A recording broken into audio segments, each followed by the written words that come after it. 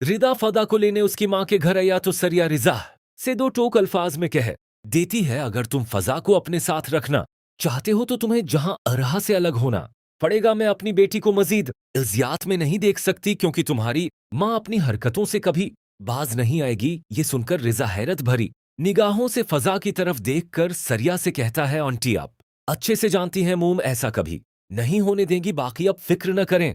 उसके बाद फजा को किसी किस्म की कोई प्रॉब्लम नहीं आएगी। लेकिन यहाँ सरिया अपनी बात से पीछे नहीं हटती तो आखिरकार रिजा मजबूर होकर नौमान को कॉल करके सारी बात बिता देता है, जिस पर नौमान रिजा को तसल्ली देते हुए कहता है, सरिया ने कोई गलत बात नहीं की। हर माँ अपनी बेटी के लिए मजबूर होकर ये कदम उठाती है, बाकी फैसला तुम्हारे हाथ में है। अगर तुम फजा के साथ रहना चाहते हो तो सरिया की डिमांड पूरी करो, वरना सारी जिंदगी जहां अरहा की अंगली पकड़कर चलते रहना। ये सुनकर रिजा आखिर कार सरिया की बात मानकर फजा को अलग घर में शिफ्ट करने का फैसला कर लेता है। ये दोनों जैसे ही घर उते हैं तो जहां अरा गुस्सा करते हुए रिजा से कहती है, मेरी इजाजत के बगैर तुम उसे यहां क्यों ले? ये मेरा घर है, यहां मैं जो चाहूंगी वही होगा अभी। और उसी वक्त फजा को वापस घर छोड़कर, ओ हमें उस लड़की की कोई जरूरत नहीं। इधर एजा अपनी माँ के गले लगकर कहती है, शुक्र है आज अपने फजा के लिए स्टैंड लिया, अगर अब ये सब न करती तो जहां अरा फैजा की जिंदगी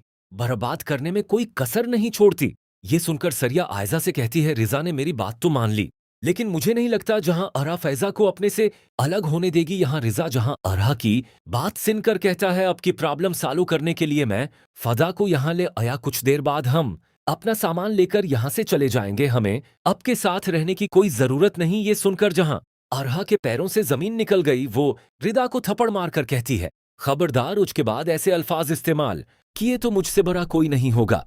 मैं अच्छे से जानती हूं आज तुम किसकी जबान बोल रहे हो। ये सुनकर रिजा जहां अरहा से कहता है, अब की अना और जीद ने मुझे ये फैसला करने पर मजबूर किया, अगर अब शुरू से फजा के साथ अच्छा रवैया अख्तियार करती तो ये सब न होता। यहां मीर न माना अली से कहता है, तुम्हें भी एजा को हासिल करने के लिए ये स्टैंड लेना होगा, वरना बहुत जल्द नाया तुम्हारे गले पड़ जाएगी। आगे चलकर अब ये भी देखने वाले हैं। जैसे ही रिजा फजा को लेकर अलग घर में शिफ्ट होगा तो अली के अंदर मजीद हिम्मत पैदा हो जाएगी और वो जहां अरहा के सामने खड़ा होकर अपनी मोहब्बत के लिए आवाज उठाएगा। जब जहां अरा अली की कोई बात नहीं मानेगी तो वो भी ऐजा से कोर्ट मैरिज करके ये घर छोड़ देगा। फिर हो सकता है जहां अरहा को अपनी गलती का एहसास हो और वो फजा और आयजा से माफी मांग कर उन दोनों को वापस घर ले हुए। लेकिन अभी चैप्टर क्लोज नहीं होगा क्योंकि आगे हमें उसूद और नम्रा की लो स्टोरी देखने को मिलेगी और ये भी एक दूसरे से मोहब्बत करने लग जाएंगे। ड्रामे की कहानी ऐसे मोड़ पर रह गई जहां हर किरदार